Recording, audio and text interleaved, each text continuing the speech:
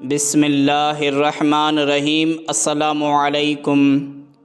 حضرت عمر فاروق رضی اللہ تعالی عنہ کے زمانے میں ایک بوڑھا آدمی مسلمان ہوا اور تابعین میں سے بنا۔ اس نے اپنی زندگی گانا گانے میں گزار دی تھی۔ اس کی آواز بڑی پیاری تھی۔ جب وہ گانا گاتا تھا تو لوگ اس کے شیدائی تھے۔ اس کے گرد سینکڑوں لوگوں کا مجموع ہوتا تھا۔ اس کی آمدنی بے شمار تھی۔ اس کی اولاد نہیں تھی اور اس کی بیوی بھی فوت ہو گئی۔ جب وہ بوڑھا ہو گیا تو دانت گر گئے، جس کی وجہ سے وہ گاہی نہیں سکتا تھا۔ اس کی آمدنی کا ذریعہ ختم ہو گیا۔ وہ مانگنے کے لیے واقف لوگوں کے پاس جاتا رہا۔ وہ کچھ عرصہ تو اسے دیتے رہے، لیکن کچھ عرصے کے بعد انہوں نے بھی اس کو منع کر دیا۔ جب سب دوستوں نے نہ کر دی تو کئی دن تک کھانے کو نہ ملتا۔ اس کو اپنی جوانی یاد آتی کہ میں کتنا حسین تھا۔ میری آواز کوئل کی مانند تھی۔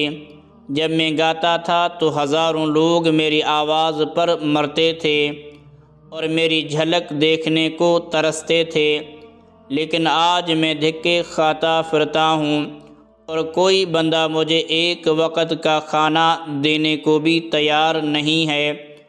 اس بڑھاپے، کمزوری اور بھوک کی حالت میں اس کا دل بڑا ہی کھٹا ہوا۔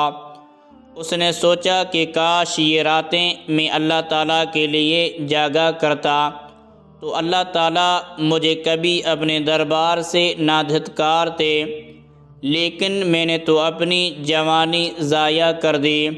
نہ حسن و جمال رہا، نہ مال و متاع رہا اور نہ ہی کچھ میرے پلے رہا۔ اب میں رب کو کیسے مناؤں؟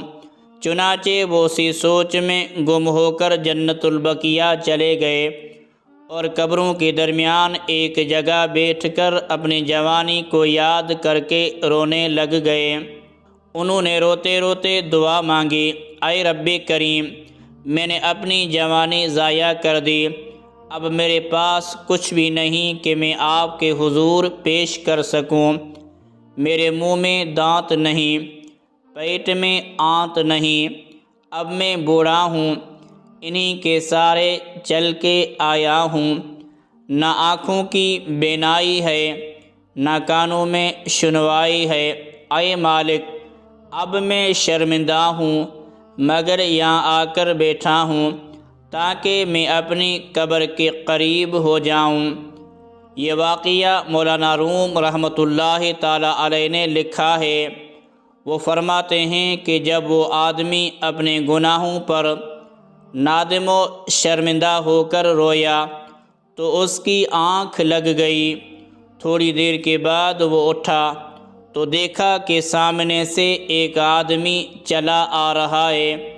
جب اس نے دیکھا تو وہ امیر المومنین سیدنا عمر رضی اللہ تعالی عنہ تھے اور انہوں نے اپنے سر کے اوپر کچھ اٹھایا ہوا تھا۔ وہ ڈر گیا کہ اب امیر المومنین آ گئے ہیں، وہ تو مجھ جیسوں کا درے سے انتظام کرتے ہیں، ایسا نہ ہو کہ مجھے بھی چند درے لگ جائیں۔ حضرت عمر رضی اللہ تعالی عنہ نے اسے دیکھا اور کچھ آگے چلے گئے۔ تھوڑی دیر کے بعد لوٹ کر دوبارہ اس کی طرف آئے۔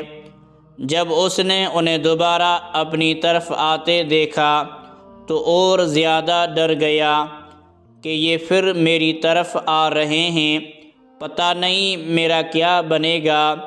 جب حضرت عمر رضی اللہ تعالی عنہ اس کے پاس آئے تو انہوں نے وہ گٹھڑی اپنے سر سے اتار کر اس کے سامنے رکھی اور فرمانے لگے، بھائی کھانا کھاؤ۔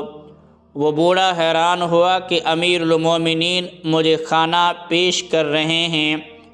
اس نے پوچھا، اے امیر المومنین، آپ میرے لیے کھانا کیسے لائے؟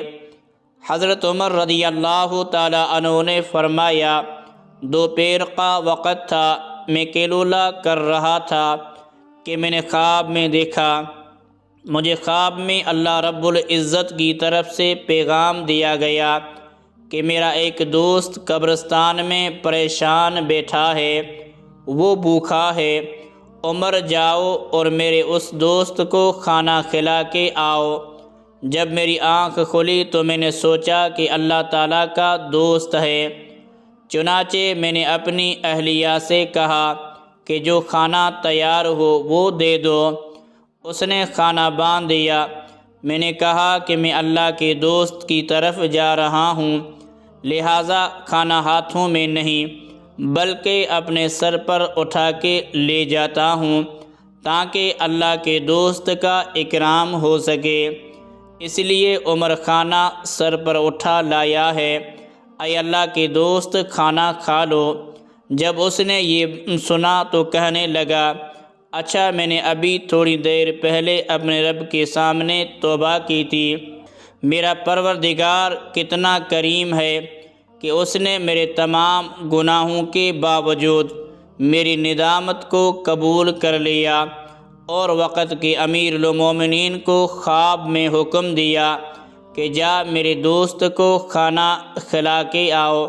اللہ تو کتنا کریم ہے۔ اس بات کو سن کر وہ بوڑھا اتنا رویا کہ وہیں روتے روتے حضرت عمر رضی اللہ تعالیٰ عنہ کے سامنے اس نے اپنی جان اللہ کے حوالے کر دی۔ اللہ اکبر! اللہ رب العزت بڑے قدردان ہے۔ جس طرح اللہ رب العزت قدردان ہے، اللہ تعالیٰ ہمیں بھی یہ صفت عطا فرما دے۔